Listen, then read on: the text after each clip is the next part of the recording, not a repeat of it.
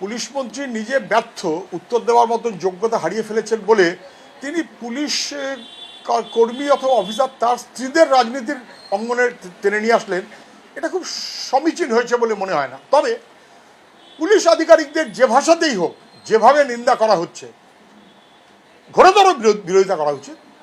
বিরোধী দলনেতা যেভাবে বলেছেন কখনোই তাকে সমর্থন করা যায় না, তার প্রতিবাদ অবশ্যই হওয়া উচিত।